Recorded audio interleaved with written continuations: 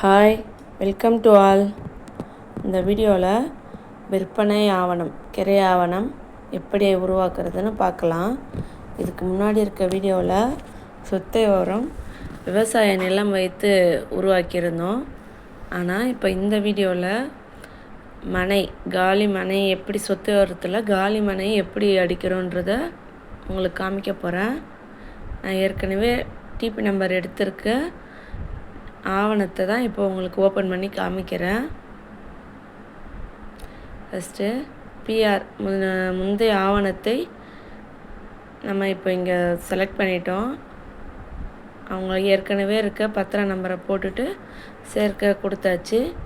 தொடர்ந்து செயல்படுத்தவும் அதை கொடுத்துட்டு எழுதி கொடுப்பவர், இவருக்கு எப்பயும் நம்ம ஃபோன் நம்பர் போட தேவையில்லை. அது நான் நிறைய வீடியோவில் சொல்லியிருக்கேன். கிரை ஆவணத்தை மட்டும் எழுதி வாங்குபவருக்கு தான் ஃபோன் நம்பர் போடணும். தாக்கல் செய்பவரும் எழுதி வாங்குபவர் தான். இப்போ அடுத்து வந்துடலாம். அதுக்கு அடுத்தது வாங்குபவர். எழுதி வாங்குபவருக்கு நம்ம ஃபோன் நம்பர் கொடுத்துருப்போம். ஒன்றையும் எடிட் பண்ணி காமிச்சா ரொம்ப லேட் ஆகுது. வீடியோ ரொம்ப லென்த்து போகுதுன்ட்டு தான் நான் எடிட் பண்ணாமல் அப்படியே உங்களுக்கு அடுத்தடுத்து காமிச்சிட்டே வரேன். ஏன்னா எல்லாத்துலேயுமே ஒரே மாதிரி தான், பேர், அட்ரெஸ்ஸு, ஆதார் எண் எல்லாமே ஒரே மாதிரி தான். சாட்சிக்கு எழுதி கொடுக்குறவருக்கு, எழுதி வாங்குறவருக்கு எல்லாத்துக்குமே ஒரே மாதிரி தான். இப்போ சொத்து விவரம் வந்துடலாம். இதெல்லாம் மனையை செலக்ட் பண்ணிட்டேன். ஃபஸ்ட்டு அலுவலகத்தை செலக்ட் பண்ணிடணும். அதுக்கடுத்தது பதிவு மாவட்டம், அதை செலக்ட் பண்ண உடனே வழிகாட்டி கிராமம் வந்துடும். பட்டா நம்பர் இருந்தால் பட்டா நம்பர் போட்டுக்கணும், இல்லைன்னா அடுத்து வந்துடலாம். சர்வே எண் நீங்கள் போட்டுடணும்.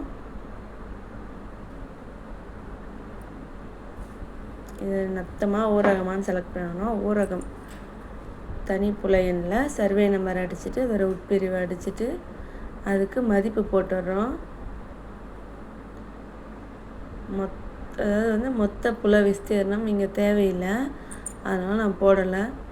ஊரகம் நம்ம செலக்ட் பண்ணியிருக்கிறதால அந்த ரெட் கலர் அது அந்த ஸ்டார் போட்டது வரலை பாருங்கள், அதனால் நான் போடலை. எவ்வளோ கொடுக்குறாங்களோ அந்த அளவு மட்டும்தான் இங்கே போட்டிருக்கேன்.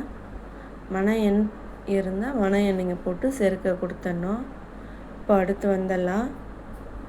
எல்லை விவரங்கள், அதான் நம்ம சொத்துக்கு 4 பக்கமும் என்ன இருக்குன்றதை இந்த பாக்ஸில் டைப் பண்ணிடணும். அடுத்து வந்துடலாம். சேர்க்க கொடுக்கக்கூடாது. அடுத்து வந்துடலாம்.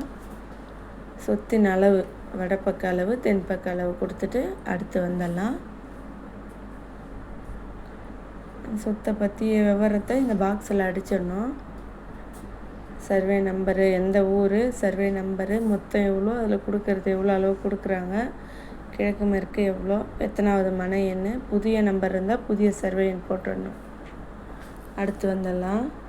அதாவது கிணறு, மின் மோட்டார் அது இருந்தால் சேர்த்துக்கலாம், இல்லைன்னா விட்டுறலாம். அடுத்து வந்துடுறேன்.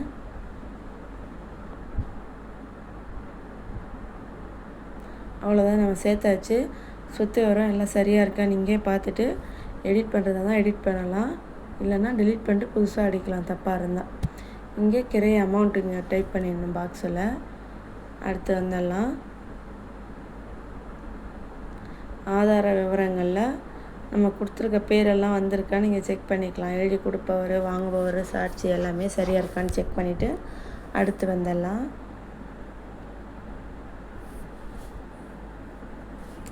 இப்போது நம்ம போட்டிருக்க மதிப்பு கணினி கணக்கீட்டின்படி சந்தை மதிப்பு ரெண்டும் ஒன்றா இருக்கான்னு செக் பண்ணிடணும். ரெண்டும் ஒன்றா தான் வரணும். அதுக்கடுத்தது முத்திரை தீர்வை, அதாவது ஸ்டாம்ப் ஃபீஸ் எவ்வளோ, பதிவு கட்டணம் எவ்வளோ, சப்டிவிஷன் எவ்வளோன்னு இங்கே வந்துடும். அதை செக் பண்ணிக்கணும். கீழே இருக்க பாருங்கள், ஸ்டாம்ப் ஃபீஸு, பதிவு கட்டணம். ஏதாவது டவுட் இருந்ததுன்னா டிஸ்கிரிப்ஷனில் என்னோடய வாட்ஸ்அப் நம்பர் தரேன், அதுக்கு மெசேஜ் பண்ணுங்கள்.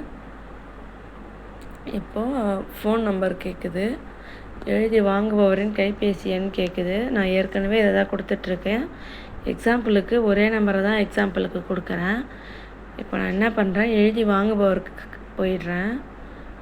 இங்கே கட்சிக்காரர் விவரங்கள் அதை எடுத்துகிட்டு எழுதி வாங்குபவருக்கு போயிடுறேன்.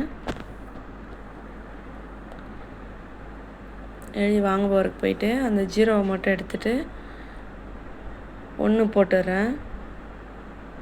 ஏன்னா எல்லாத்துக்குமே நான் எக்ஸாம்பிளுக்கு இந்த நம்பர் தான் கொடுக்குறேன். அதனால் அது ஏற்றுக்க மாட்டுது.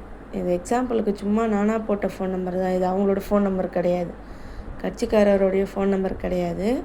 நானாக போட்ட அதாவது அந்த 98 அப்படியே ரிவர்ஸில் போட்டிருக்கேன். 9867 ரிவர்ஸில் போட்டிருக்கேன். 0 எடுத்துகிட்டு 1 போட்டுட்டு மேம்படுத்துக்க கொடுத்துட்டேன். ஏன்னா யூடியூப் வந்து உண்மையான ஃபோன் நம்பர் போட்டால் வீடியோவை ரிமூவ் பண்ணுறாங்க. அதனால் டூப்ளிகேட்டான நம்பரை தான் நான் இங்கே கொடுத்துருக்கேன், ஃபோன் நம்பர். அவ்வளோதான்ப்பா, முடிஞ்சிடுச்சு. ஏதாவது டவுட்னால் மெசேஜ் பண்ணுங்கள். தேங்க்யூ.